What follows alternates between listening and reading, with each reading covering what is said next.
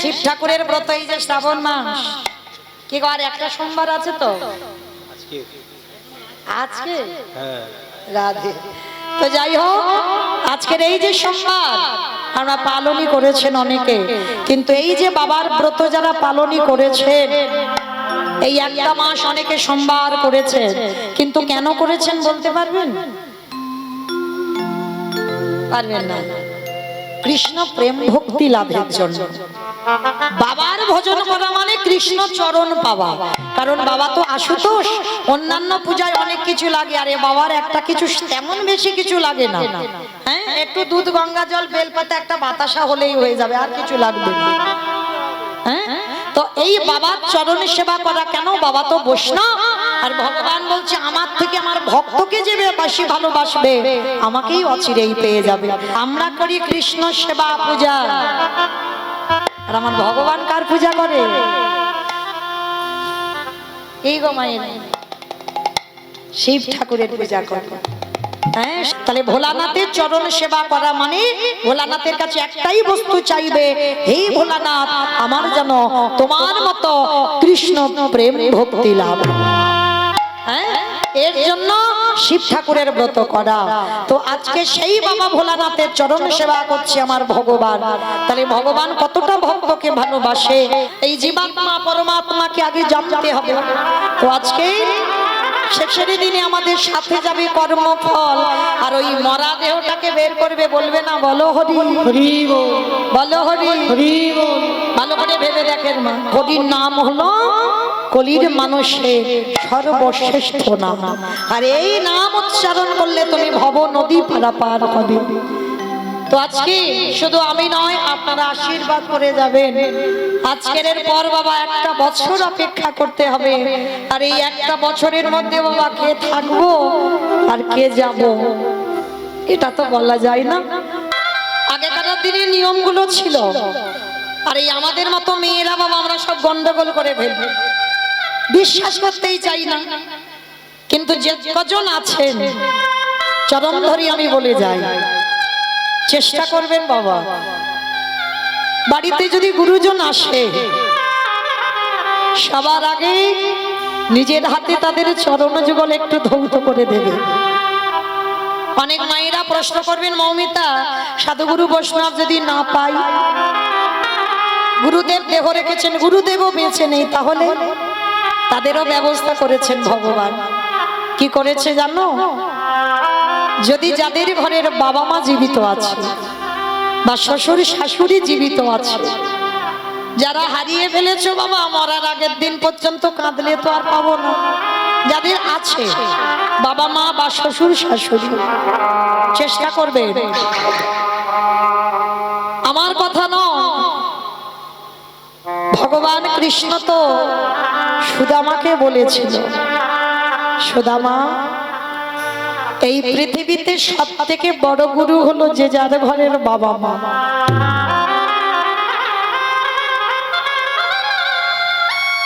তারপরে গুরু হলো শিক্ষা গুরু, দীক্ষা গুরু, তারপরে গুরু হলাম আমি ভগবান। ওই একবারও তোমার কৃষ্ণ বলেনি সবার আগে আমি বড় গুরু?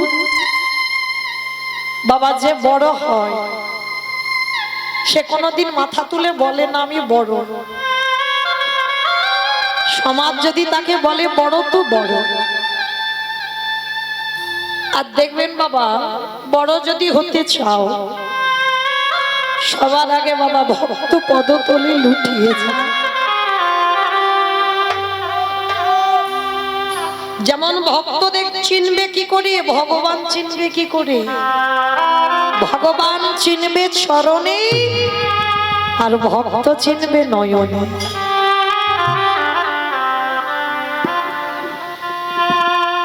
ভক্ত যারা হবে বাবা আহামরি চেহারা হয় না, ভালো করে লক্ষ্য করবেন। শ্রীরূপ সনাতন ভট্ট রঘুনাথ শ্রীজীব গোপাল ভট্ট দাস রঘু, এই ছয় গোসাইয়ের পরিচরণ বন্ধ, যাহা হইতে বিঘ্ন নাশ অভীষ্ট পূরণ। নামাচার্য হরিদাস ঠাকুর চেহারাগুলো দেখেছি। ভক্ত যদি হও তোমার রুগ্ন শুকনো দেহ হবে, সদাই কৃষ্ণ নামে নয়ন ভিজিত।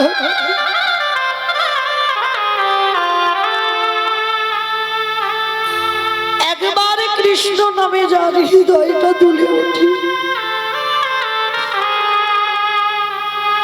ভক্ত চিনবে ভক্তির নয়নের দিকে তাকালে যে সর্বদা কৃষ্ণ নামে ভেসে যাবে। ত্রিনাদপি শুনিয়েছিল তরুরিব সহিষ্ণুনা অমানিনা মানদেন কীর্তনীয় সদা করি। স্বভাবভাবে তৃণের মতো গাছের মতো সহিষ্ণুতা অর্জন করতে হবে। গাছ রোদেতে দাঁড়িয়ে আছে, বৃষ্টিতে ভিজছে, তবু দেখো শক্ত হয়ে গাছ দাঁড়িয়ে আছে। একটুখানি অক্সিজেন, কোনো মানুষ যদি অসুস্থ হয় একটুখানি অক্সিজেনের দাম কত, আর ওই গাছপালা দেখো আমাদের কত কত অক্সিজেন দেয়, তবু আমরা মূর্খ জীব, আমরা সেই গাছের ডালপালা ছিটে দিই। তবু কিন্তু গাছ প্রতিবাদ করে বলে না যে আমি তোমাদের এত এত অক্সিজেন দিই, তোমরা কেন আমাকে এমন ডালপালা ছিটে দাও। বৈষ্ণবতা অর্জন করতে গেলে, ভক্ত হতে গেলে ওই ঘাসের মতো নিচু হতে হবে, আর গাছের মতো সহিষ্ণুতা অর্জন করতে হবে। কেউ যদি হাজার কটু কথা বলে যায়, তুমি তার মুখের উপরে একটা কথা বলতে পারবে না। যদি একটা গালে চর মেরে যায় আর একটা গাল বাড়িয়ে দাও, মাথা নিচু করে অপরাধ না করেও স্বীকার করো যে আমি অপরাধ, তবেই তুমি কিঞ্চিত ভক্ত হবা, সৌভাগ্য অর্জন করবে। তাহলে ভক্ত চিনতে গেলে বাবা তার নয়নে দেখতে হবে, আর ভগবান চিনতে গেলে চরণ দর্শন করতে হবে। তো আজকে সেই বিশ্বের স্রষ্টা মালিক ভগবান সুদামাকে বলেছিল পৃথিবীর মাটিতে সব থেকে বড় গুরু হলো যে যার ঘরের বাবা মা। আমার কথা নয়, আমার কথা বিশ্বাস করতে হবে না, যেতে হবে না নবদ্বীপ, যেতে হবে না বৃন্দাবন, হরিদ্বার, দক্ষিণ ভারত, পশ্চিম ভারত, কুম্ভ মেলায় কোথাও যেতে হবে না। একবার জীবিত ভগবানকে বছর অন্তর সেবা করো। আর জীবিত ভগবান যে কথা বলতে পারে, যে খেতে পারে, তাকে সেবা করো। মাটির মূর্তি সেবা করো, পাথরের মূর্তি সেবা করো, পিতলের মূর্তি সেবা করো, ভালো ভালো খেতে দাও, খায় না, কথা বলে না, তাকে তুমি সেবা করছো। বছরান্তর দুর্গা পূজা, কালী পুজো সব পুজো করছো, ওই জীবিত ভগবানকে বছরান্তর একবার পূজা করো। এটা মনুষ্য জীবনে কর্তব্য বাবা, যে বছর অন্তর একবার বাবা মাকে আসনে বসাও। আমরা হিন্দু ধর্মের মানুষ, সনাতন ধর্মের মানুষ, বাবা মার চরণ যুগল ধৌত করে, বাবা মার চরণে একটু পুষ্প নিবেদন করে, বাবা মাকে প্রণাম করে, একটু নিজের হাতে বছর অন্তর একবার যত্ন করে বাবা মাকে খাইয়ে দাও। যদি তোমার চরিত্র এমন হয়, ভগবান বলছে তাকে কোথাও যেতে হবে না, তাকে কৃষ্ণ বলতে হবে না, আমি কৃষ্ণ দয়াময়, সারা জীবন সেই ভক্তের দরজায় বন্দী হয়ে যায়। তাই বাবুর প্রেমানন্দে করিব। ভক্তের লক্ষণ দেখেন মা, ভক্ত কোনোদিন নিজের জন্য কিছু চায় না, কোনোদিন চাইবে না। যে ভক্ত হবে বাবা সে কোনোদিন বলবে না আমি ভালো থাকি। যে ভক্ত হবে সে প্রণাম করতে গেলে ভগবানের কাছে একটাই কথা বলবে, প্রভু তুমি সবাইকে ভালো রেখো। সবাই মানে পৃথিবীর সকলকে ভালো রেখো, সে আমার শত্রু হোক আর আমার মিত্র হোক। যারা ভক্ত হবে তাদের মুখে প্রথমে এই কথাটা আসবে। আপনাদেরও বলে যায় যে নিজে ভালো থাকবো, নিজের পরিবার ভালো থাকবে না। যে জগতের জন্য কাঁদে, যার হৃদয় জগতে সবার জন্য কাঁদে, তবেই তুমি মানুষ। তার রামচন্দ্র যেই না বলেছে হনুমান আমি তো অযোধ্যায় ফিরে যাব, 14 বছর হয়ে গেলে, তুমি কিছু তো চাও। হনুমান কেঁদে বলেছিল, হে রাম দয়াময়, যদি একান্ত তোমার কিছু দিতেই হয় বলো কি চাও। তুমি একবার আমার মাকে দর্শন দাও। সন্তান কেমন হওয়া উচিত দেখেন বাবা, হনুমানের কাছ থেকে শিখে নেন। বলছে আমার মাকে দেখা দাও। আমার মা অঞ্জনা বসে বসে কাঁদে, কারণ হনুমান যখন রামচন্দ্রের সেবা হলো তারপর থেকে অঞ্জনা মার সঙ্গে সাক্ষাৎ হয়নি। অঞ্জনা মা কেঁদে কেঁদে একেবারে অন্ধ, চোখে দেখতে পাই না। তাজকের হনুমান বলল, তাহলে কৃপা যদি করতে হয় তুমি আমার মাকে কৃপা করো। বেশ হনুমান, তোমার কথা শিরোধার্য, আমি তোমার মাকেই কৃপা করব। রামচন্দ্র অঞ্জনা মার কাছে গেছে, অঞ্জনা মার কাছে গিয়ে ডাকছে মা। অঞ্জনা মা তো চোখে দেখতে পাই না, চারিদিকে হাঁচা করে আসছে কে কে আমায় মা বলে ডাকলো। এমন হৃদয়ে জুড়ানো মা ডাকতো কোনোদিন আমায় কেউ ডাকেনি। কে রে বাবা তুই? রামচন্দ্র গিয়ে একেবারে সষ্টঙ্গে অঞ্জনা মার চরণে রামচন্দ্রের মাথা। ভালো করে দেখেন মা, যিনি বিশ্বের শ্রেষ্ঠ মালিক ভগবান, তার মাথাটা পড়েছে অঞ্জনা মা একটা বানরীর চরণে। যেই না মাথাটা পড়ল, পরশমণির পরশে যদি লোহা সোনা হয়ে যায়, আরে আমার গোবিন্দ পরশে না জানি জগতে কি না হয়। অঞ্জনা মায় আমার ওই রামচন্দ্রের সর্বঙ্গে হাত বুলায়ে বলে উঠল, হেরে বাবা বল বল মা হনুমান এলি কিনা।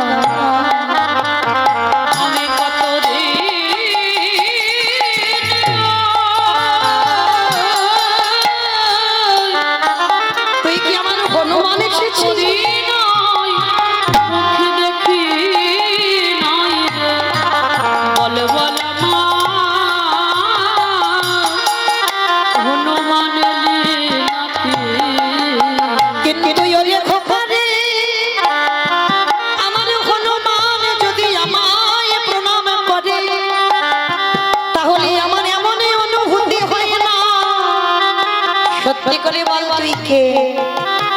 হনুমান পাশে ছিল। মা আমার কথা রেখে দাও মা, একটা কথা বলি, আমি তোমার হনুমান। তার চোখে তো দেখতে পাই না অঞ্জনা। হনুমানকে বলছে, হ্যাঁ রে বাবা এতদিন কোথায় ছিলিস? বাবা যারা ভক্ত মানুষ হবে তারা মিথ্যা বলবে না, সত্যিটাও বলবে না।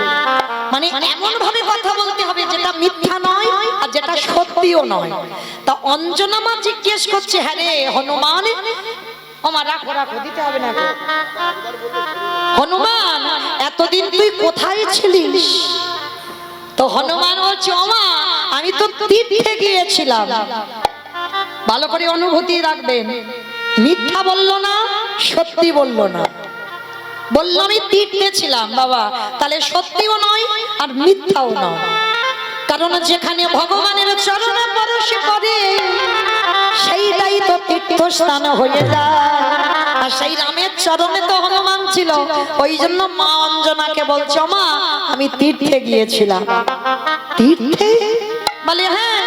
বলে হ্যাঁ রে হনুমান, আমার অনেক দিনের ইচ্ছা আমি তীর্থ ভ্রমণ করব, আমাকে একটু তীর্থে নিয়ে যাবি? তা হনুমান হেসে বলছে, ও মা তীর্থে নিয়ে যাব না, আমি তীর্থ তোমার কাছে এনে হাজির করব। এই তীর্থ কোনদিন হাঁটতে পারি? তীর্থ তো একটা জায়গাকে বলে। বলে তুমি কিছু জানো না, তীর্থ জায়গাকে বলে না, যার চরণ পরশে তীর্থ হয়ে যায় সেই চরণ আমি তোমার কাছে নিয়ে আসব। হনুমান তোর এই কঠিন ভাষা বুঝতে পারছি না, দেখবি তীর্থ তোমার কাছে আনবো। এইবারে রামচন্দ্রের চরণ দুখানা এনে অঞ্জনা মার কাছে যেই না দিয়েছে, অঞ্জনা নামের চরণ তলে হাত না দিয়ে সর্বঙ্গে হাত দিয়ে দেখছে, কে রে বাবা তুই? আমারে দেখতে পাবে না। কালকের বললাম না, যোগী মুনি যার জন্য বসে বসে কাঁদে, অত সহজ কথা নয় তারই দেখা। একটা বানরী কুলে জন্ম নিয়ে সে সাক্ষাতে কেমন করে রামের দর্শন পাবে? করুণা সিন্ধু ভগবানে আমার ওই পুরুষোত্তম রামচন্দ্র ভগবান যেই না নিজের হাত খানা অঞ্জনা মায়ের চোখে বুলাইয়া দিল। বলি দৃষ্টি শক্তি ফিরে ওই পরশাই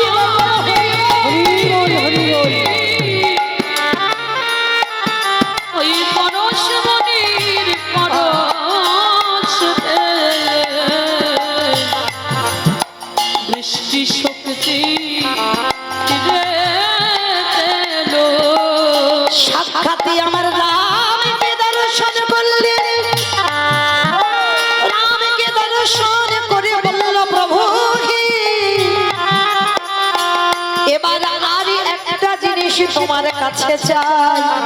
কি চাও প্রভু গো এবার দাও দাও অন্ধ করে দাও।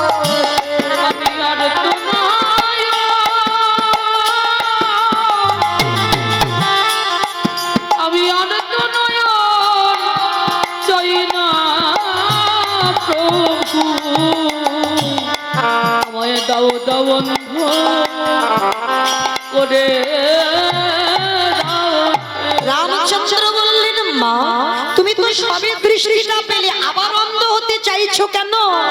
ওরে রাম রে, যে নয়নে একেবারে প্রভুর চরণ দর্শন হয়ে যায় সেই নয়নে আর বাচ্চাকে জগতের কিছু দেখতে ভালো লাগে না। তাই আমি আর জগতের কিছু দেখতে চাই না। অমূল্য সম্পদ যখন এই নয়নে দর্শন করলাম আমি সারা জীবন অন্ধ হয়ে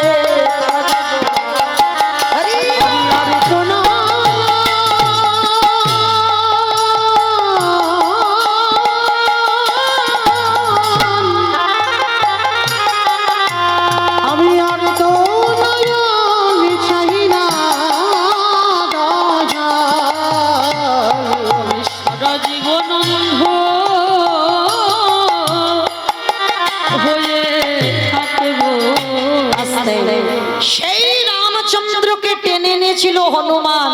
আর এই হনুমান কত বড় ভক্ত ছিল জানো? ওই হনুমান নবদ্বীপে কে বাবা? মুরারি গুপ্ত। হরি বল মুরারি গুপ্ত। কারণ এই মুরারি গুপ্ত মহাপ্রভুর চিকিৎসক। মানে আমাদের যেমন দেখবেন ধরাবাঁধা একটা করে ডাক্তার থাকে না, মহাপ্রভুর একটা ডাক্তার ছিল যিনি হচ্ছেন মুরারি গুপ্ত। আর এই মুরারি গুপ্ত মানে গাছগাছরার ওষুধ দিত, আয়ুর্বেদিক চিকিৎসা করত। মহাপ্রভুর থেকে অদ্বৈত আচার্য যেমন 52 বছরের বড়, মুরারি গুপ্ত ছিল 20 বছরের বড়। আর এই মুরারি গুপ্ত একেবারে জন্ম থেকেই বাবা রামচন্দ্রের ভক্ত ছিল। একটা কথা বলি মা, আমরা অনেক এখানে মানুষ আছি, কখনো কালী সেবা করি, কখনো কৃষ্ণ সেবা করি, কখনো নিতাই গৌর সেবা করি, কখনো শিব ঠাকুরের সেবা করি। মানে যখন যেটা মনে হয় আমরা তখনই সেটা সেবা করি। ওটা নয়, ভালো যদি বাঁচতে হয় একজনকে ভালোবাসো। 10 জনের ভালোবাসা এটা ভালোবাসা বলেন। হ্যাঁ, ভালো একজনকে বাঁচতে হয়, সেটা মুরারি গুপ্ত শিখিয়েছে। তা এই নিমাই তো ছোটবেলা থেকে বাবা একেবারে নাস্তিক। মানে বৈষ্ণবদের সহ্যই করতে পারতো না। হ্যাঁ, যদি বৈষ্ণবরা হরিনাম করতে করতে রাস্তা দিয়ে যেত, ওই নিমাই কি করতো জানো? তাদের পিছন থেকে ওই পিছনের কাঁচাটা টান দিয়ে খুলে দিত। মানে বৈষ্ণবরা যদি হরিনাম করতো, ওই ছোট্ট নিমাই এত দুষ্ট ছিল, ওই গুরুজনদের গায়ে বাবা প্রস্রাব পর্যন্ত করে দেয়। মানে এত বদমাশ ছিল।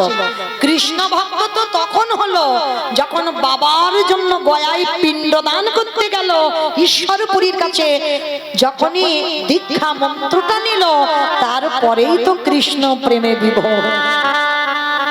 যখন গয়া থেকে ফিরে এলো নবদ্বীপে, সে নিমাই আর সে নিমাই নয়, একেবারে অন্য ধরনের নিমাই। সর্বদা কৃষ্ণ নামে কাঁদে দীক্ষা নেবার পর আর গয়া থেকে ফিরবার পর। তার আগে নয়, তার আগে আমার নিমাই মুরারি গুপ্তকে একদিন প্রশ্ন করেছিল, মুরারি আচ্ছা সবাই তোমাকে সম্মান করে, তুমি করো না কেন? হ্যাঁ, বলে নিমাই আমি সম্মান করি না। কে বলেছে? বলে শোনো, আমি তোমার ভিতরের খবর সব জানি। তুমি বাইরে একরকম আর ভিতরে একরকম, আমি কি বুঝি না মনে করেছো? কারণ মুরারি তখন বুঝতে পারেনি যে নিমাই ভগবান। যেই না বলেছে বাইরে একরকম আর ভিতরে একরকম, কারণ বাইরে হরিনাম করতো ঠিক মুরারি, কিন্তু ভিতরে তো আমার রামচন্দ্রের সেবক, রাম ছাড়া কিছু জানতো না। ওই জন্য যেই না নিমাই বলেছে তুমি বাইরে এক আর ভিতরে এক, সঙ্গে সঙ্গে মুরারির মনটা কেঁপে উঠেছে। এ ছেলে জানলো কি করে? আমি ভিতরে যে কাকে সেবা করি সেটা আমি ছাড়া তো কেউ জানে না, এ ব্যাটা জানলো কি করে? তাহলে তো একদিন জানতেই হয়।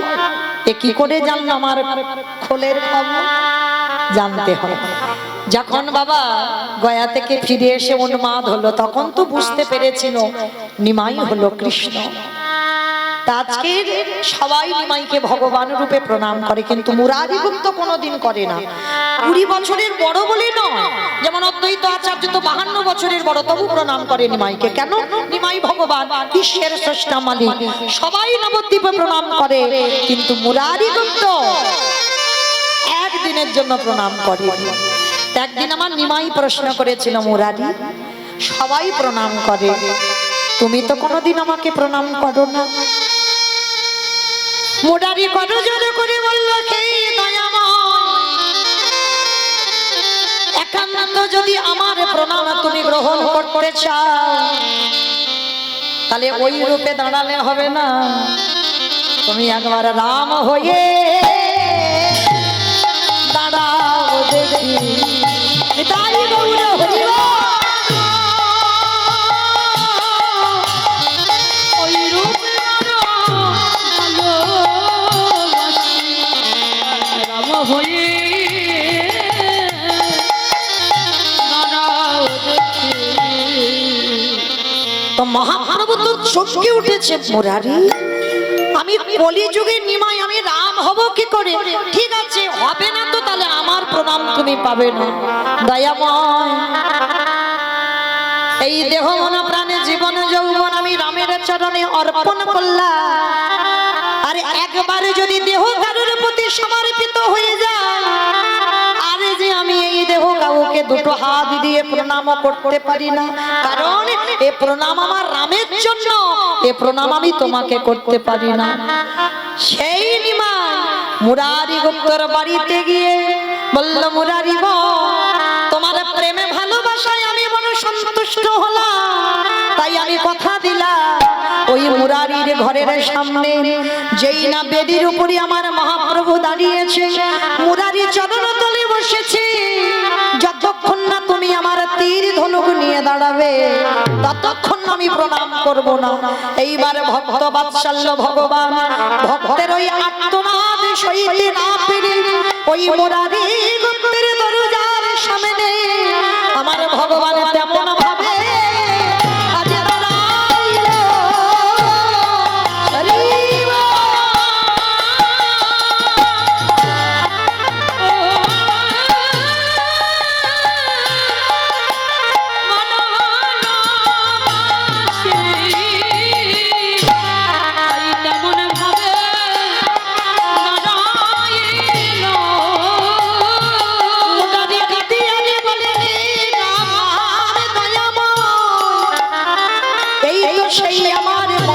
পুরুষোত্তম ভগবান, এই হলো আমার পদ্ম পলাশ লোচন হরি, এইবার তুমি আমার প্রণাম প্রণাম গ্রহণ করো। তোমায় গৌর হরি।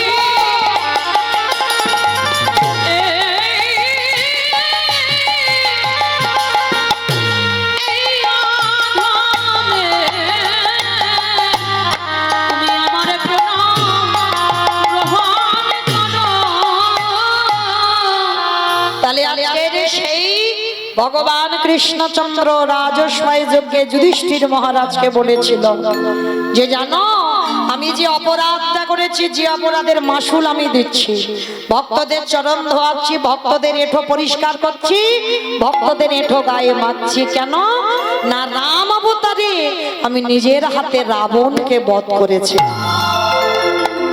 আর রাবণকে বধ করে আমার দেহের মাথা থেকে পায়ের নখ পর্যন্ত পাপী হয়ে গেল, আর সেই পাপ ধোবার জন্য রাজস্বায় যজ্ঞে কৃষ্ণ অবতারে ভক্তদের চরণ ধোবাচ্ছি। তাহলে মায়েরা, এইটুকু যারা আমরা শুনলাম, যারা বুঝলাম, কি বুঝলাম? ভগবানও অপরাধ করে আর আমরা তো তুচ্ছ বাবা, আমরা করবো না, পাপ ফেললেই পাপ। তাহলে যদি কেউ অপরাধ করে, একজন বৈষ্ণবের চরণ যুগল ধৌত করা,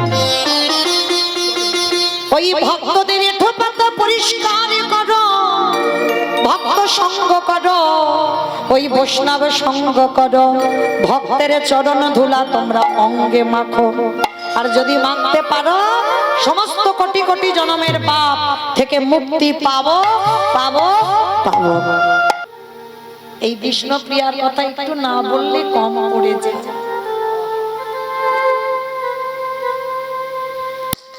বড় করুণাময়ী, বড় কৃপাময়ী। নিমাই সন্ন্যাসী যাওয়ার আগে কত রাত ঘরে আসতো না, কত রাত। আমার মায়েরা বিশেষ করে একটু শুনবেন বিষ্ণুপ্রিয়ার চরিত্র, খুব দরকার। এখানে নারী সবাই, সবার চরিত্র, সবার স্বভাব, সবার চলাফেরা এক নয়। যদি নারী জীবন গঠন করতে হয় বিষ্ণুপ্রিয়ার চরিত্র একটু পড়বে, বুঝতে পারবে একটা নারী জীবনে কতটা কষ্ট। একটা বিয়ে করেছিল নিমাই নিজের ইচ্ছাতে, লক্ষ্মীপ্রিয়া, আর বিষ্ণুপ্রিয়াকে বিয়ে করেছিল ওটা মায়ের ইচ্ছাতে। লক্ষ্মীপ্রিয়ার সর্পাঘাতে যখন মৃত্যু হলো মার ইচ্ছাতে, মাকে দেখবে বলে বিষ্ণুপ্রিয়াকে বিয়ে করেছে। কিন্তু বিষ্ণুপ্রিয়া তো জানতো না যে তার এই সুখ বেশি দিনের জন্য নয়। যদি জানতো বাবা তাহলে ওই গৌর রূপে নয়ন দিত না। যদি জানতো সুরধনী গঙ্গায় জল আনতে গেল, গৌর রূপে নয়ন পড়ল, আর নয়ন করে জীবন যৌবন মন প্রাণ দেহ তার চরণে সব দিয়ে চলে এলো। হাতের কলসি চলে গেল, হাতের কুম্ভ ভেসে গেল, দুটো নয়ন কুম্ভ ভরে বাড়িতে এলো। কিন্তু দেখভাল করার পর, দেখাশোনার পরে বিয়ে হলো বিষ্ণুপ্রিয়ার সঙ্গে। নিমাই যখন কৃষ্ণ প্রেমে ভাবিত হলো, আর তো সংসারে মন বসে না। দেখবেন বাবা যারা একটু কৃষ্ণ নামে পাগল হয় তাদের দেখলে মনে হবে একটু পাগল পাগল, তবে বাহ্যিক জগতের কোনো পাগল নয়। কৃষ্ণকে যারা ভালোবাসে দেখলেই বোঝা যাবে তাদের একটু ভাব চলাফেরা একটু পাগল পাগল মতো।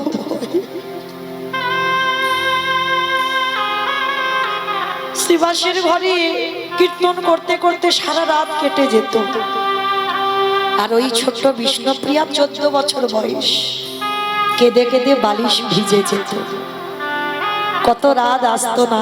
কিন্তু বিষ্ণুপ্রিয়ার আক্ষেপ ছিল না, জানতো সকাল হলে তো ফিরবে, সন্ন্যাস যাবে যখন মন স্থির করেছিল। বিষ্ণুপ্রিয়া চরণ দুটো ধরে বলেছিল, প্রাণনাথ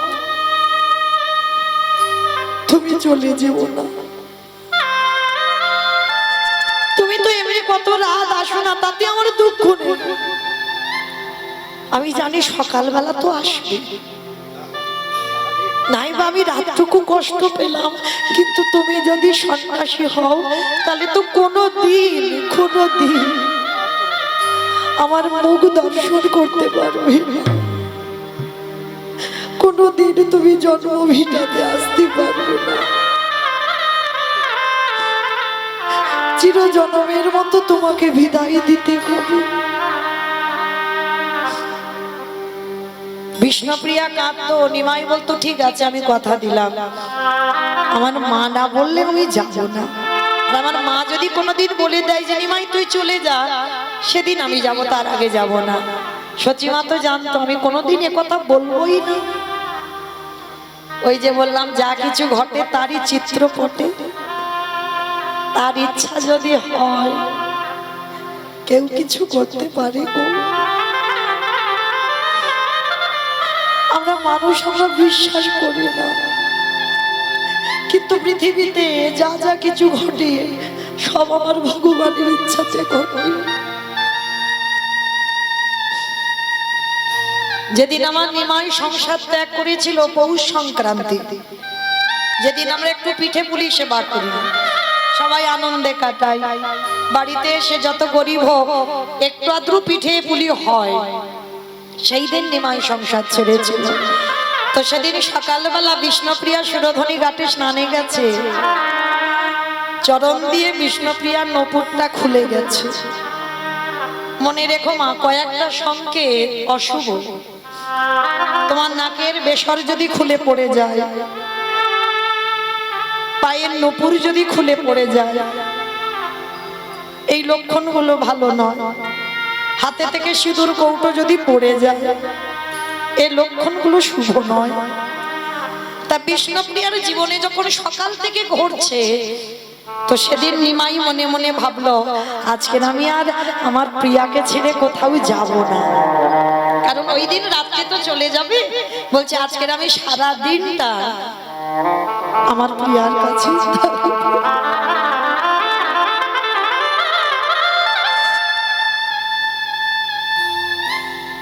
কি করে বুঝবে বিষ্ণুপ্রিয়া যে সেই রাত্রিটা তার জীবনের শেষ রাত? স্বামীর কাছে বলছে, জানো প্রাণ না, সকালবেলা স্নানে গিয়ে আমার চরণের নপুরটা খুলে গেছে, মনটা ভালো নেই, মনে হচ্ছে কোনো দুর্ঘটনা হবে, আমার নাকের থেকে নাকেরটা খুলে পড়ে গেল। নিমাই জানে কি ঘটবে, তবু বলছে দূর পাগল, ওটা হতেই পারে, কাল শ্যাগরার কাছ থেকে আমি তোমার একটা ভালো নূপুর বানিয়ে দেব, তোমার নাকেরও একটা বানিয়ে এনে দেব, তুমি চিন্তা করো না। কিন্তু প্রিয়া তুমি এত কাঁদছো কেন? জানো প্রাণ না, আমি বুঝতে পারছি আমার হৃদয়টা যে বড় খালি হয়ে যাচ্ছে। মনে হয় পাছে যদি তোমারে হারিয়ে ফেলি। নিমাই মনে মনে করছে, প্রিয়া আমাকে তো যেতেই হবে, এই জগতের মানুষের কল্যাণের জন্য আমি আমার মাকে কাঁদাবো, আমার স্ত্রীকে কাঁদাবো, কিন্তু আমি সুখ না পাই। আমি জগতের জন্য, জগতের মঙ্গলের জন্য আমাকে সন্ন্যাস হতেই হবে। বিষ্ণুপ্রিয়াকে বলছে, প্রিয়া এসো, আজকের আমি তোমাকে নিজের হাতে একটু সাজিয়ে দিই। একটা কথা বলে রাখি বাবা, সেবা, এই সেবা সবার জন্য নয়। এই যে স্বামী স্ত্রীর সেবা, সেবা কাকে বলে?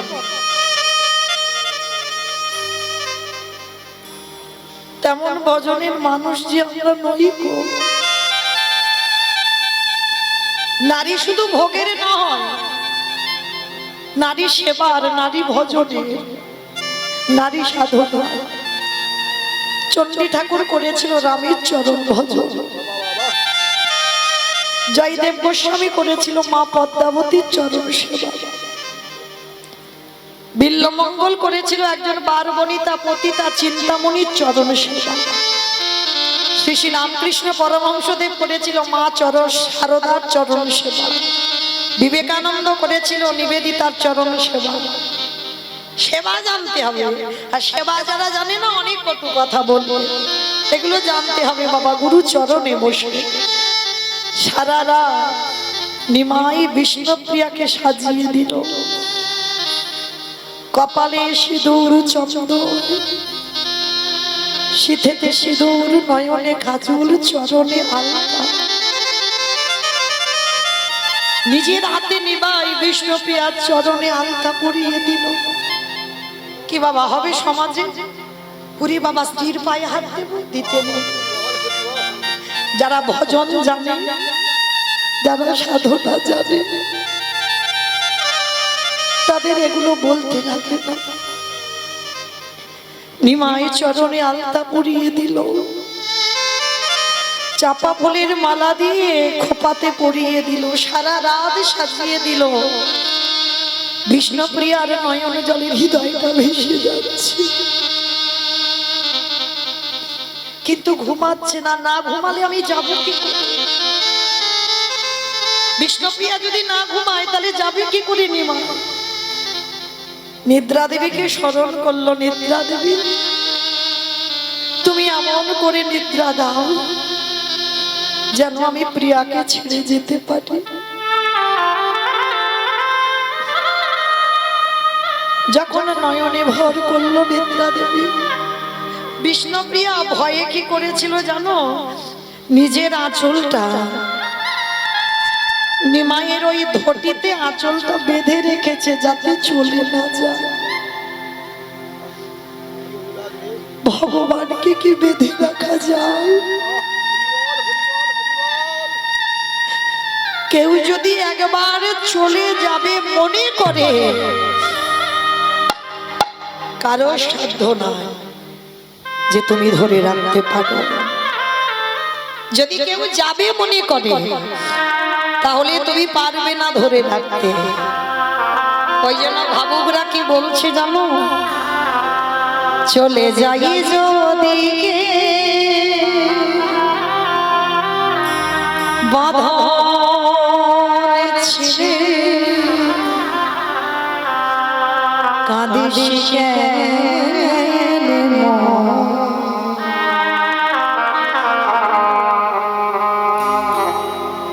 ভাঙা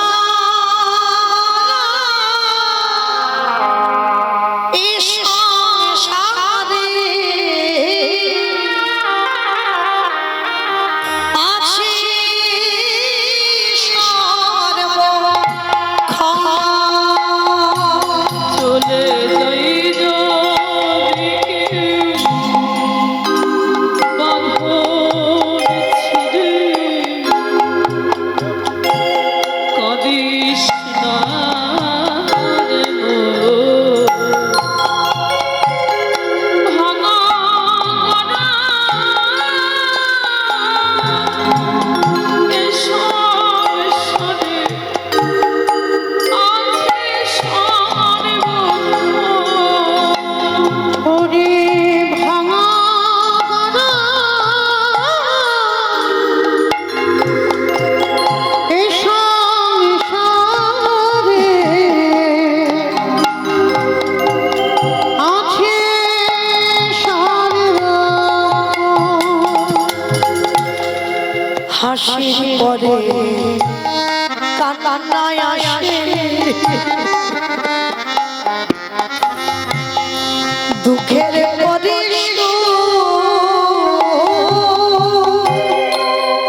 আধার রাতে পারে তো দেখবি আলো। হাসির পরে কান্না আসে, দুঃখের পরে আধার রাতে দেখবি আলোর ওগো যায় না বলা কারোর কাছে, ভাগ্যের ভাঙা এ সংসারে আছে সর্বক্ষণ। ওরে ভাঙা গড়া এ সংসারে আছে সর্বক্ষণ। ওরে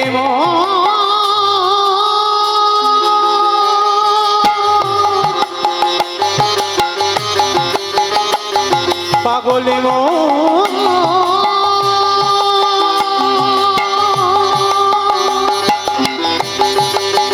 ওরে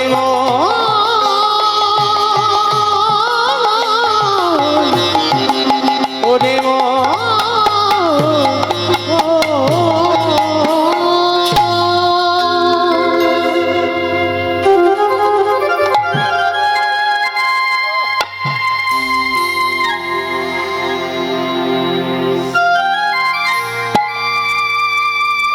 যখনই আমার নিদ্রা দেবী নয়নে এলো, সেই রাত্রিবেলা নিমাই মায়ের কাছে গিয়ে বলল, মা তুমি বিদায় দাও। নিমাইয়ের কণ্ঠ ছিল কোকিলের মতো, মনে করলো কোকিল লাগছে, বলে উঠলো, ব্রজের কোকিল তুই ব্রজে যা। আর কেনই বা মা বলল, চির জনমের মতো নিমাই সন্ন্যাস নিল। মা জানে না। সকাল হলো, ভোরের কোকিল ডাকলো, দেখে না বিষ্ণুপ্রিয়ার দরজা বন্ধ, ডাকছে, বৌমা আমার নিমাইকে ডেকে দাও, ডেকে দাও আমার নিমাইকে। কাকে ডাকবে? বারবার যখন শাশুড়ি মা দরজা ধাক্কা দিচ্ছে, বিষ্ণুপ্রিয়া দরজাটা খুলে একেবারে আছাড় খেয়ে শাশুড়ি মার চরণে নিতাই গৌর প্রেমানন্দে হরি বল।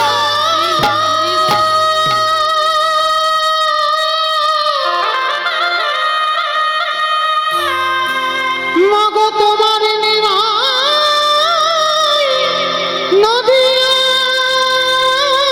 নদিয়াতে না, বুঝি নদিয়া ছেড়ে চলে গেছে। পাগলিনী হয়ে গেল মা। যাকে দেখতে পাচ্ছে তাকে ধরে বলছে, বলো না আমার ছেলেটাকে দেখেছো? রাত্রিতে শয়নে ছিল গো, সকালবেলা থেকে দেখতে পাচ্ছি না। একটু অনুভব করবেন বাবা, নিমাই যদি আমাদের ঘরের ছেলে হতো,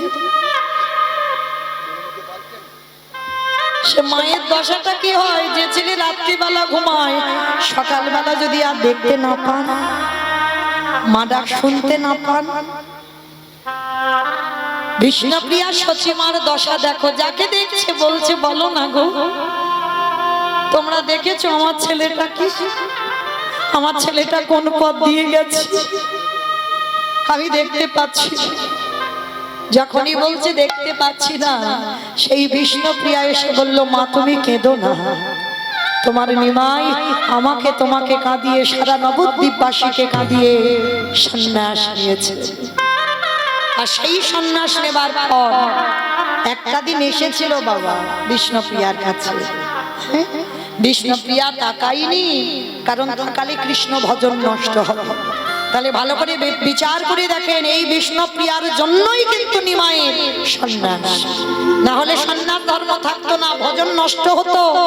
আর যাবার সময় নিমাই বলেছিল, প্রিয়া আর কোনোদিন তোমার সঙ্গে দেখা হবে না, তোমার জন্য আমার ভজন সঠিক হলো, বলো তুমি কি চাও?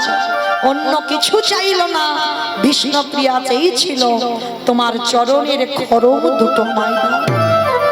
আমি আজীবন যতদিন বেঁচে থাকবো তোমার খড়ম যুগলে নিয়ে আমি সেবা করবো। হ্যাঁ, আজকে সেই বিষ্ণুপ্রিয়া, আজকে নিমাই যখন চলে গেল এই দুর্দশা হয়েছিল, নবদ্বীপ অন্ধকার। আর আজকে নিমাই ঘুমিয়েছে, সারা নদীয়ার বাসি ছুটে এসেছে। এবার ডাকলে হবে না, ডাকলে হবে না। অতি মনোহর সে যে বিচিত্র বাবিশে, বাসুদেব ঘোষে কহে মনের হরিষে।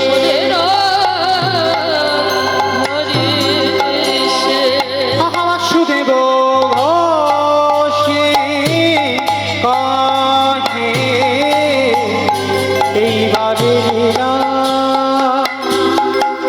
প্রকাশ্যে হলো। বাসুদেব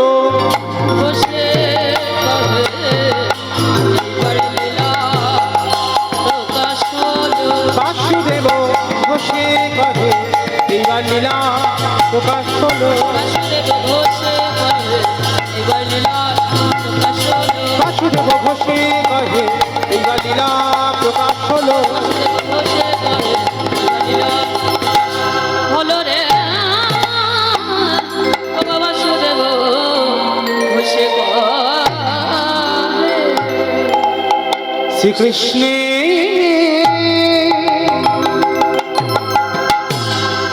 যাতে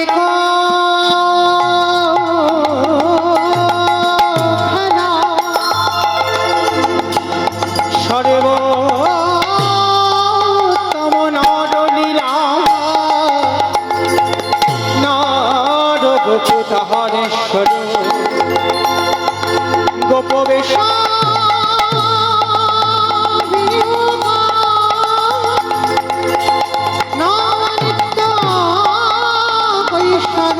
নটওয়া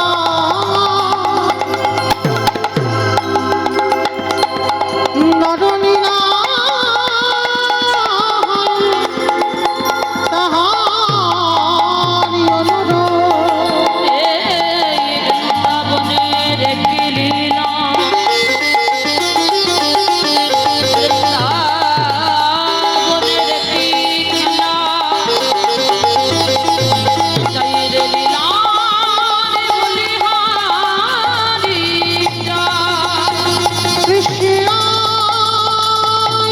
বাসুদেবা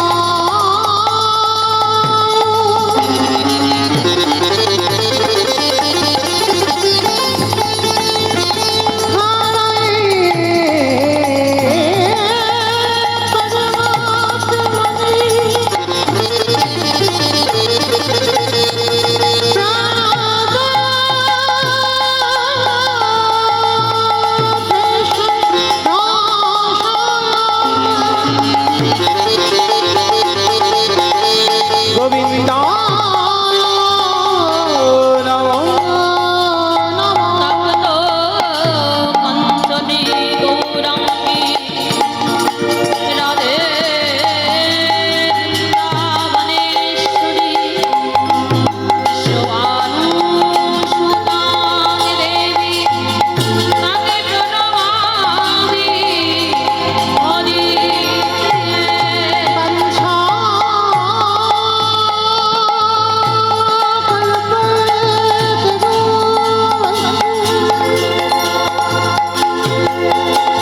কৃপা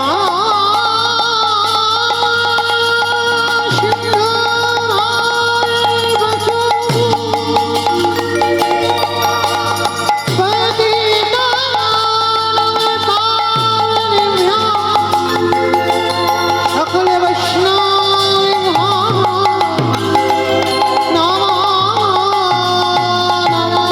বৃন্দাবনী তুলসী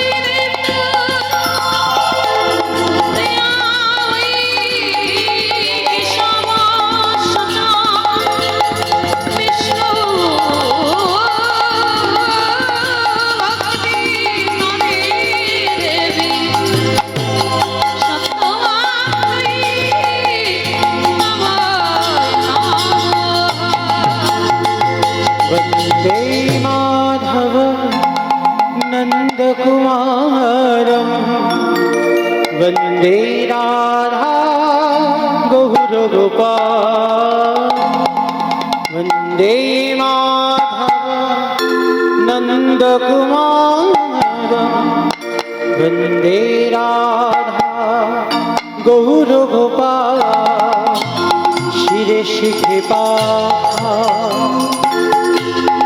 गले बलमा चरणे बाजे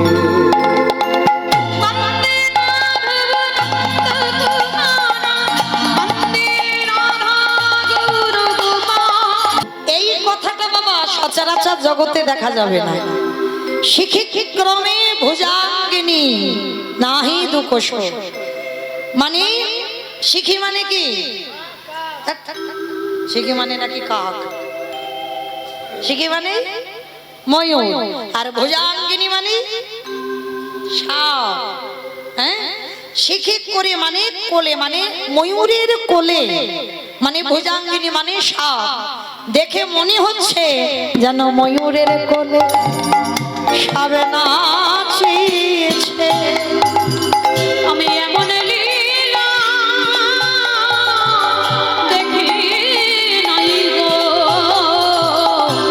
ময়ূরের কোলে সাপ নাচিছে। মাইনা, ময়ূরের প্রধান খাদ্য কি?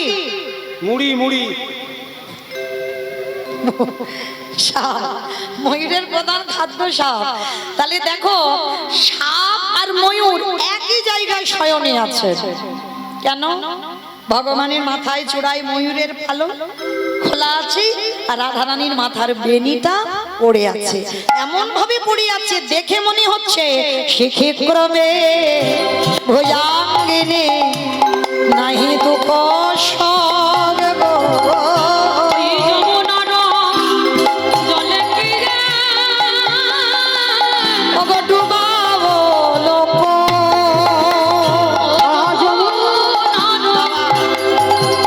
জলে তীরে ডুবালো হিকো।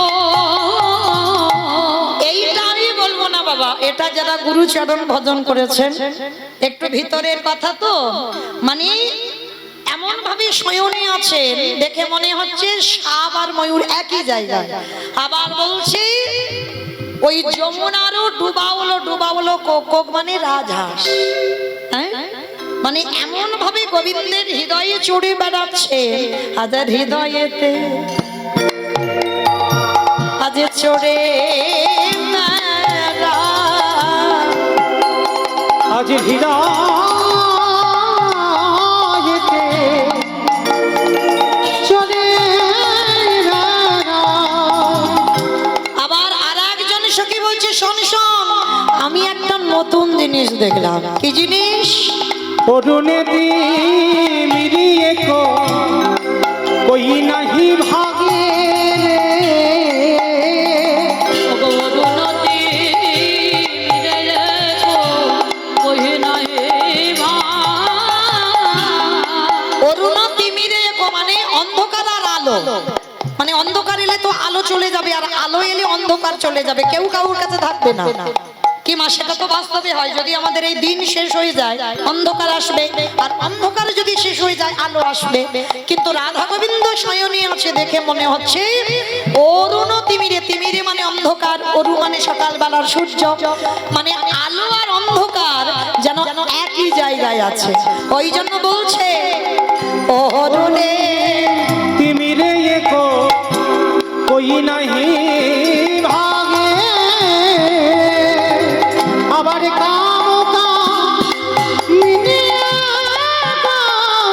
প্রভু কাম নাহি জাগে। এই যে বৈষ্ণব পদাবলীর বাবা, এইটা হচ্ছে মূল কথা। কাম কামিনী একো কাম নাহি জানে গো। কাম কামিনী কাম নাহি জাগে। সারা রাত্রি শয়নে ছিল বাবা। আপনারা আমরা যারা গুরুচরণ ভজন করি, ভগবান কৃষ্ণের গায়ত্রী মন্ত্র বাবা কাম বীজ মন্ত্র, হ্যাঁ? তাহলে কাম বীজ মন্ত্র, যে ভগবানের কাম বীজ মন্ত্র গায়ত্রী জপ করলে আমাদের জড় জগতে কাম নিবৃত হয়ে যায়। আর সেই কাম কামিনী দুজনে একই জায়গায় একই ফুলের বিছানায় রাত্রিতে শয়নে গেছে, কিন্তু দুজনের মধ্যে কোনো কামের বাতাস নাই। কারণ এখানে প্রেম আছে বাবা, প্রেম এলে কাম আসবে না, আর কাম এলে প্রেম আসবে না। এগুলো জানতে হবে, বুঝতে হবে। প্রেম মানে কাম নয়, আর কাম মানে প্রেম নয়। তা আজকের এই এতটা পদাবলিতে এইটা হচ্ছে মূল কথা। কাম কামিনী একো কাম নাহি জানে গো।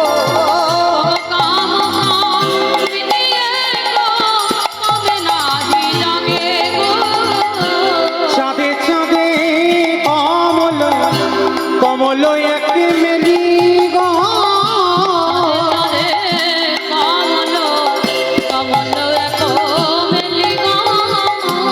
চকরে ধরিয়ে ঠাই করে কেলি গো।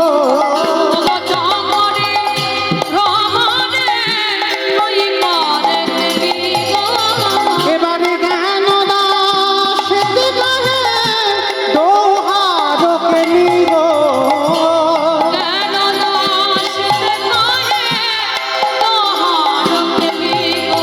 বলি সজন নিলাম গো।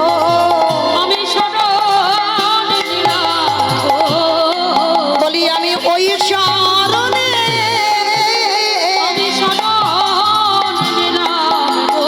বলি আমার কেন হলো না এই?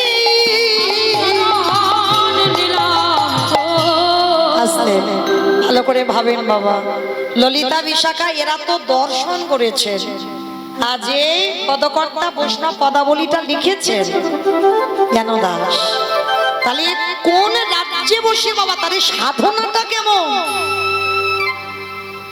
সাধনাটা কেমন ভাবেন, তারা নিজে চোখে দর্শন করেছে লীলাটা, আর দর্শন করে একটা একটা করে স্বয়ংটা বর্ণনা করছে।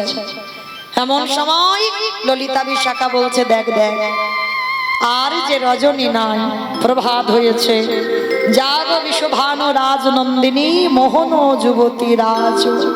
হ্যাঁ, এইবার সূর্যদেব যখনই উঠেছে, উঠতেই বাবা ললিতা বিশাখা বলছে, অকরণ পুন বালয় অরুণ উদিত মদিত কুমুদ বদন রে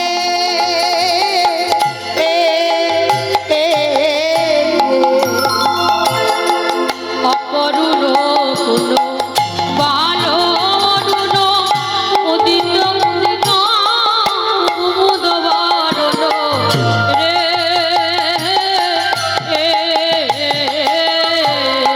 চমকি চুম্বি চঞ্চুরি পাদ মিলিক সদন সাজে। আমার চমকে চুম্বি চঞ্চুরি পদ মিলিক সদন সঙ্গে। কতরে বালকের সভা গেল না রে, কতরে বালকের সভা গেল না রে। আসতে অকর্ণ পুন বালয় অরুণ উদিত মুদিত কোমদ বদন রে। পুন শব্দের কথা হচ্ছে পূর্ব জন্ম, আর সূর্যের একটা নাম হচ্ছে অরুণ। হ্যাঁ, এই সূর্যের 108টা নামের মধ্যে এখন যে কথাটা বলা হচ্ছে অরুণ। আর এই সূর্যদেবকে দেখে বলছে ললিতা বিশাখা, এই সূর্যদেব তোর বালকের স্বভাব এখনো গেল না। কেন বলছে বাবা সূর্যদেবের বাচ্চা বয়সের স্বভাব গেল না? এই সূর্যদেব একদিন যে ভুল করে ফেলেছিল, যেদিন রাম রাবণের যুদ্ধে লক্ষণ শক্তিশালী পড়ে গেল, সুসেন বৈদ্য বলেছিল বিশাল্য করলি পাতা আনতে হবে, তা যাবে কে? ভক্তপ্রবর বীর হনুমান। তা হনুমান গেল গন্ধমাদন পর্বতে, পাতা চিনতে পারেনি, আর চিনতে না পেরে ওই পর্বতটা চাগিয়ে আনছিল। কিন্তু সুসেন বৈদ্য বলেছিল, দেখো রাম, যদি সূর্য উদয়ের আগে আসতে না পারো, সূর্য যদি উঠে যায় তাহলে লক্ষণ আর বাঁচবে না। তা হনুমান যখন পর্বত চাগিয়ে আনছে, দেখছে সূর্য উঠে যাচ্ছে, তখন ওই হনুমান এত বীর ছিল, সূর্যদেবের কাছে গেছে। কারণ এই হনুমানের ছোটবেলায় খিদে পেয়েছিল, আর সূর্য লাল মতো গোল মতো তো লাড্ডু মনে করে বাবা গিলে খেয়ে ফেলেছে। মানে কতটা শক্তি ছিল হনুমানে। সেই হনুমান সোনা সূর্যদেব, সেদিন যদি আমার হনুমান না থাকতো তাহলে লক্ষণের প্রাণটাই চলে যেত। হনুমানের জন্যই কিন্তু লক্ষণের প্রাণটা ছিল, কারণ তোমার সেই বালকের স্বভাব গেল না, বোকার মতো তুমি উঠে পড়লে, একবারও ভাবলে না তুমি উঠলে লক্ষণ বাঁচবে না। ওই জন্য বলছে বালকের স্বভাব গেল না কাজে। ওরে বালকের সভা গেল না রে। বলি ওরে ওরে ওরে ওরে বালকের সভা গেল না রে। কি জানি সজনী রজনী ঘুঘু ঘন ঘোষিত ভোর রে। আরে কি জানি সজনী রজনী ঘুঘু ঘন ঘোষিত ঘোর রে। গত যামিনী চিত্ত দামিনী কামিনীর কুললাজে। কত জামিনী চিত দামিনী কামিনীর তুলরাজ। বলি যামিনী লজ্জা পেয়ে যাবে, বলে জামিনী লজ্জা পেয়ে যাবে। আমার রাধা গোবিন্দের শয়নে দেখে। জামিনী লজ্জা পেয়ে যাবে। ও মাইরা, আমার গোবিন্দ রাধারানীকে নিয়ে এমন ভাবে ঘুমাচ্ছে, রাত্রি যেতে লজ্জা পাচ্ছে। যদি সকাল হয়ে যায়, কেউ যদি এই ভাব দর্শন করে, আহা, গোবিন্দের ভুজো বালিশে শয়নে আছে। ভুজো বালিশ হাত পেতে দিয়েছে, কোনো বালিশে মাথা নাই রাধারানী, হ্যাঁ, নিজের হাতের উপরে করে রাধারানীকে শয়নে রেখেছে। তো আজকে দেখে মনে হচ্ছে, দেখো দেখো, এইভাবে তো ঘুমাতে দিলে হবে না, ডাকতে হবে। কিন্তু কিভাবে ডাকি? আমার রাধারানীর তো ঘুম ভাঙছেই না। ফোকারত হত সহগত অবজা মহা সমহল রে,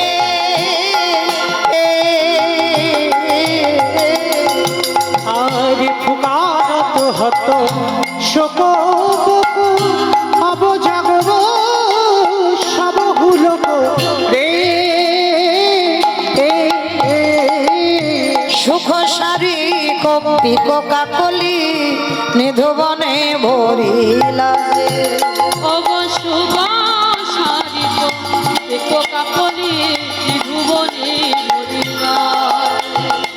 সখী গান বলছে, না না না না, এইভাবে থাকতে দিলে হবে না, জাগলেই তো হবে। রাধারানী কি জানে না?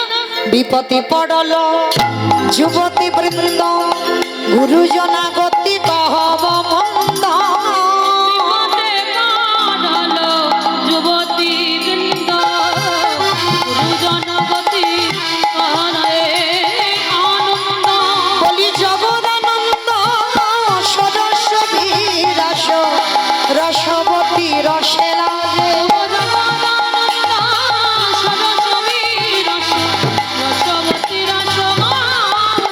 বলি রাই জাগরাই জাগা বলে,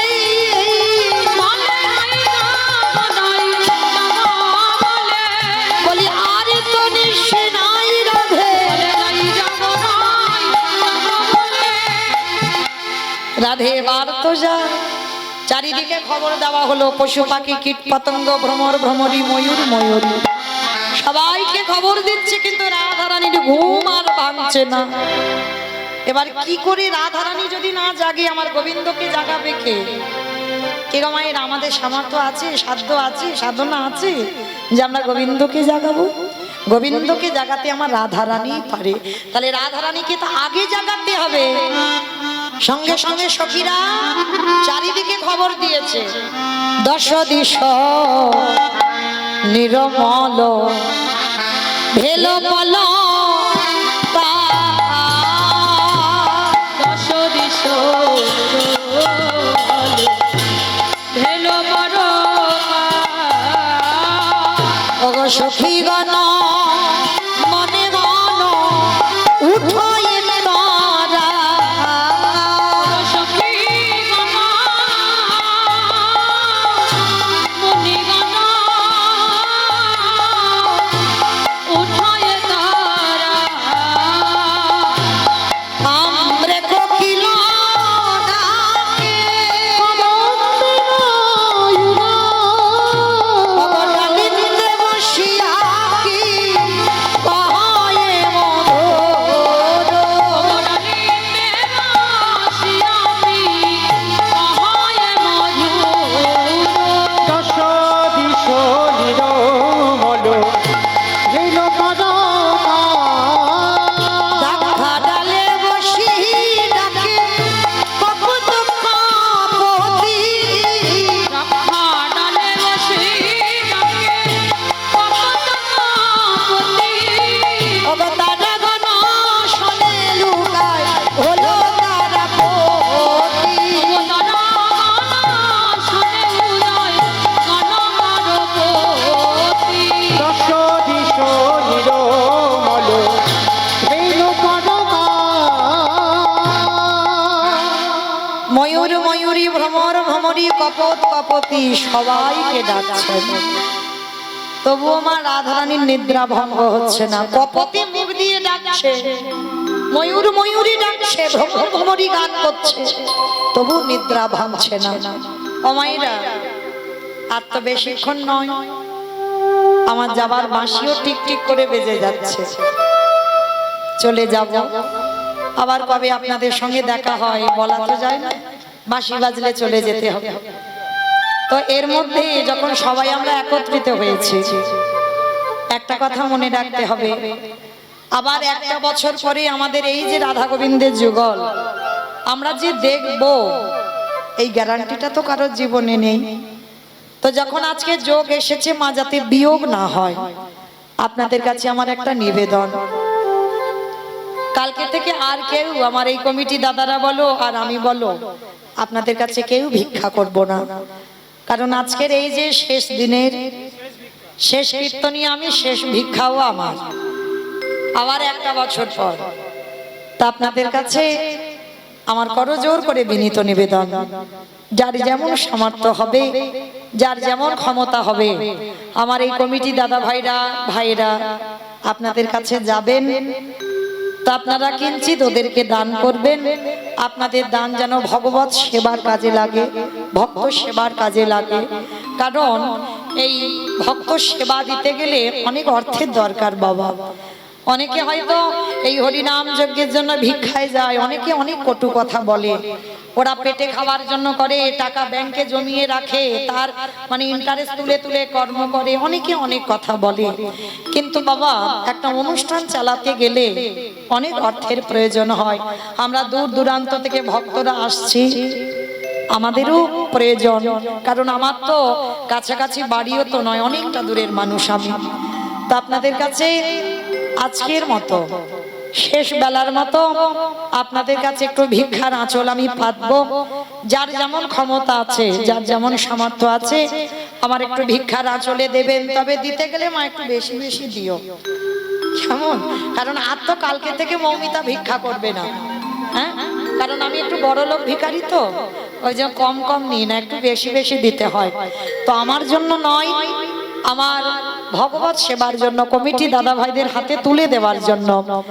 যদি কেউ অন্তত আছে এই রাধা গোবিন্দকে জাগাবার পর, হ্যাঁ, অনেকের অনেক কিছু তো বাসনা কামনা থাকে, আর এই হরিবাসরে বসে কেউ যদি মনে প্রাণে আমার রাধারানীর কাছে কোনো বাসনা করে, আমার বিশ্বাস, আমি হরিবাসরে দাঁড়িয়ে বলে যাই, আমার রাধারানী তার মনের বাসনা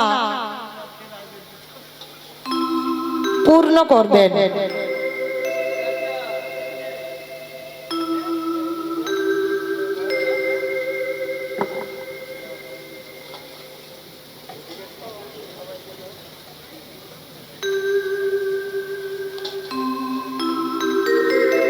জনাবে, তো মায়েরা, আপনাদের কাছে আমি ভিক্ষার ঝোলা নিয়ে দাঁড়ালাম।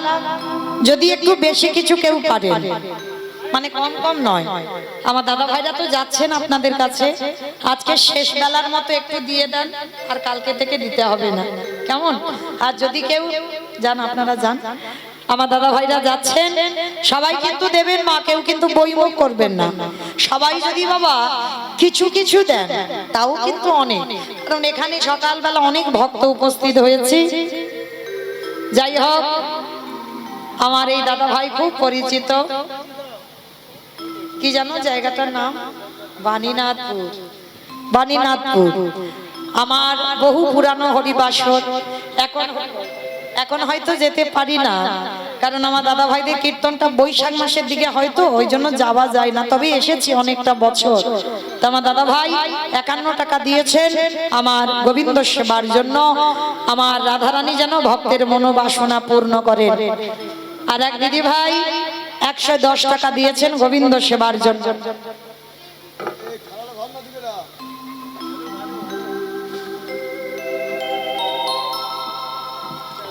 রাধে, অমাইরা সবাই ওই ঝনঝন আওয়াজ দিচ্ছ, আমি এখান থেকে শুনতে পাচ্ছি। একটু ঝনঝন বন্ধ করো, কেমন? একটু দিতে গেলে একটু বেশি বেশি দাও, যাতে ওই আওয়াজটা না হয়। হরি বল। রাধে। আর এক দিদি ভাই 50 টাকা দিলেন গোবিন্দ সেবার জন্য। নিতাই গৌর প্রেমানন্দে হরি বল, হরি বল। বাবা, আর কয়েকটা সময়, কয়েকটা মিনিট আছে আপনাদের চরণে, একটু কৃপা করে একটু আগিয়ে আসবেন, সাহায্যের হাত একটু বাড়িয়ে দেবেন। আমার এই দিদি ভাই নরসিংহপুরে বাপের বাড়ি। নরসিংহপুর আমার একটা খুব পরিচিত জায়গা। আমার উত্তম দাদা ভাই আমাকে বোন বলে সম্বোধন করেন, তারই বোন আজকে 50 টাকা দিয়েছেন গোবিন্দ সেবার জন্য। আমার সব ওই 50 আর 100 একটু বেশি হবে না, বাড়বে না? একটু বাড়বে না? যদি একটু বাড়ে কৃপা করে। লক্ষ্মীর ভান্ডার ভাঙো, লক্ষ্মীর ভান্ডার। হরি বল। আমার আর এক দিদি ভাই এলেন, 100 টাকা দিয়েছেন গোবিন্দ সেবার জন্য।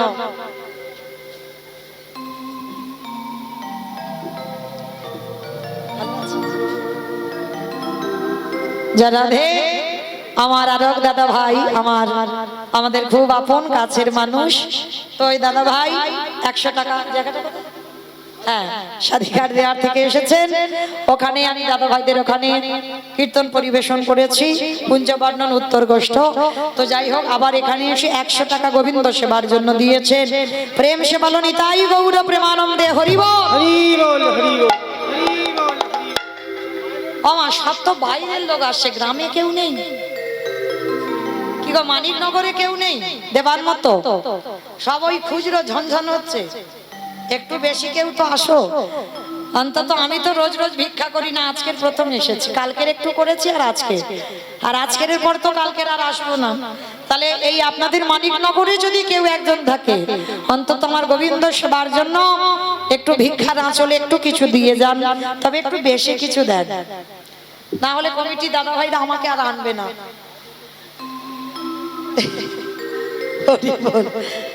রাধে রাধে বাবা। রাস্তাটা বড্ড কম তো, অনেকটা রাস্তা। রাধে মাইরা। ওই জন্য আপনারা একটু একটু করে একটু ভিক্ষা দিয়ে যান, যাতে আবার পরবর্তীতে আপনাদের চরণে আমার সৌভাগ্য হয় আসবার। দীপক মাস্টারের শাশুড়ি মা আমার রাধা গোবিন্দ সেবার জন্য 1001 টাকা দিয়েছেন। প্রেম সে বলো নিতাই গৌর প্রেমানন্দে হরি বল, হরি বল। মানে আমি কালকের এটা চেয়েছিলাম, দেখেছো রাধারানী কত করুণাময়ী। বলেছিলাম 1000 টাকা। আমার আর এক মা 50 টাকা 51 টাকা দিয়েছেন গোবিন্দ সেবার জন্য। যারা যারা আমার গোবিন্দ সেবার জন্য নিঃস্বার্থ ভাবে দিচ্ছেন, আমার রাধারানীর কাছে প্রার্থনা করব, আমার রাধারানী যেন ভক্তের মনোবাসনা পূর্ণ করেন। নিতাই গৌর প্রেমানন্দে হরি বল, হরি বল, হরি বল, হরি বল, হরি বল। আমার আর কেউ আসবে না? একেবারে তো 1000 এসে গেল, একটা 500 আসবে না? একটা এলে আমি আর বলবো না। ফোন নয়, ফোন পেতে। হরি বল। আচ্ছা ঠিক আছে, আমি একটু ভাবিলাম কটা বাজে। সর্বনাশ, ও মা 12টা বেজে গেল, আমারও 12টা বেজে গেল। রাধে, চলো একটু রাধারানীকে ডেকে দিই। রাধারানীকে তো ডাকতে হবে, চলো। আমি একা নয়, সবাই ডাকবো। রাই জাগো রাই জাগো বলে সুখ সারি বলে। রাই জাগো টুলু ধরি সবাই। সুখ সারি বলে। আহা কত নিদ্রা যাও হে কালো মানিকের কোণে। কত নিদ্রা যাও হে কালো মানিকের কোলে। দিদি ভাই 101 টাকা দিলে। নিতাই গৌর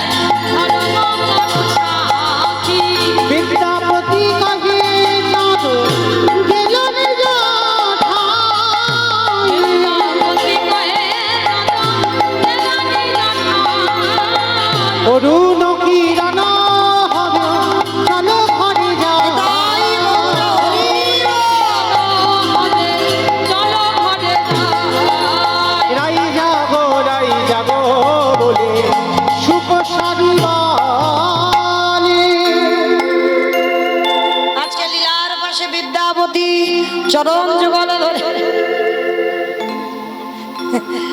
চরণ যুগল ধরে বলে উঠলেন, রাধে এবার জেগে যাও, কারণ তুমি যদি না জাগো তাহলে আমার গোবিন্দকে কে জাগাবে? উঠে আসে বিনোদিনী হেরে সে সারজনী, উঠে আসে বিনোদিনী হৃষে সোনাজনী, উঠে আসে বিনোদিনী হেরি সে সারজনী, উঠে আসে বিনোদিনী হৃষে সোনাজনী, চমকিত চারি বাহানে চাই রে সখী, চমকিত চারি পানে জামাই রে সখী, মনেতে সংকেত বাণী তুহি কইলে রামমণি, মনেতে সংকেত মানি তুই কইলে রমণী, পদ চাপি। আমা একটা সত্যি কথা বলবে, মিথ্যা কথা বলবে না তো? হরিবাসরে মিথ্যা বলতে নেই, সত্যি সত্যি বলতে হয়। যা বলবো সত্যি বলবো, হ্যাঁ, তাতে কেউ রেগে যাক চটে যাক আমার যায় আসে না, সত্যি বলতে হবে। সত্যি করে বলো, সকাল সকাল উঠে আগে স্বামীর পায়ে প্রণাম করো তো? সবাই করে, সবাই। কে কাকে করে দেখো।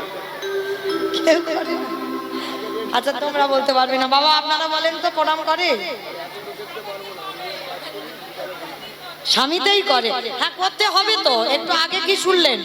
নারী ভজনে নারী সাধনা, তবে তোমাকে সেই নারী তো হতে হবে, তবে তো তোমার স্বামী তোমাকে প্রণামটা করবে। হ্যাঁ, আর তুমি যদি সেই নারীত্ব অর্জন করতে না পারো, তাহলে তোমার স্বামী যদি তোমাকে প্রণাম করে আরো সে নরকে যাবে, তুমিও নরকে যাবে। হ্যাঁ, তো মায়েরা, আমাদের মনুষ্য জীবনে কর্তব্য সকাল সকাল উঠে সমস্ত কর্ম সারার আগে স্বামীর পদযুগল একটু নাও। করেছিল না সতী অনুসুয়া মা? তার কোনো মন্ত্র ছিল না, একটাই মন্ত্র, ওম পতি পরমেশ্বরায় নমঃ। আর পতি সেবা করে ব্রহ্মা বিষ্ণু মহেশ্বরকে বাবা সন্তান রূপে কোলে পেল। হ্যাঁ, একটা কথা বলে যাই মা, একেবারে ধ্রুব সত্য, যদি তোমার অসুখ বিসুখ ডাক্তার ওষুধে ভালো না হয়, 1 মাস স্বামীর চরণ ধৌত করা জল পান করে দেখো। হ্যাঁ, 1 মগ নয়, 1 মগ নয়, একটুখানি করে খেলে হবে। তবে মা একটা কথা, স্বামী যদি মদমাতাল হয় তো হবে না, সে স্বামী আসামি হলে হবে না, স্বামী যেন স্বামী হয়।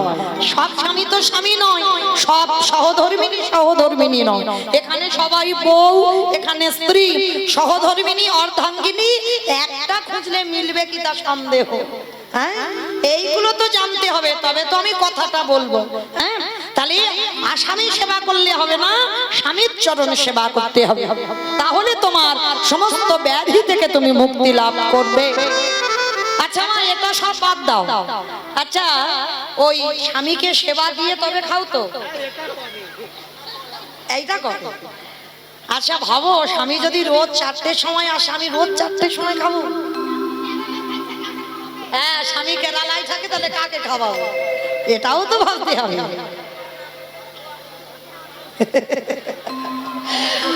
মায়েরা, এখন তো ফোনের যুগ আছে, ফোনে খাওয়ালেই হবে।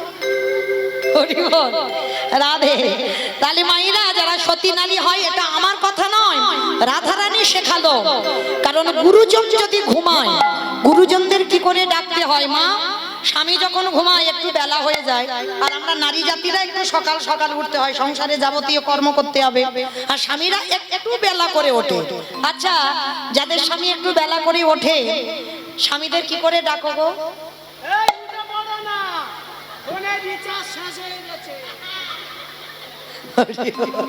কি বললো শুনেছ?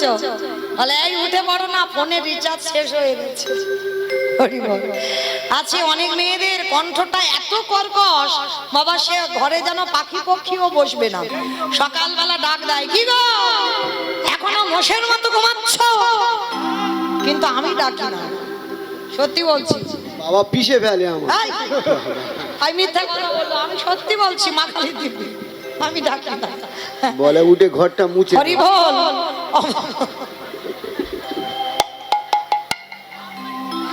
আচ্ছা মা আপনারা বলেন, বিশ্বাস হয় যে আমি এইটা বলতে পারি না? আচ্ছা আস্তে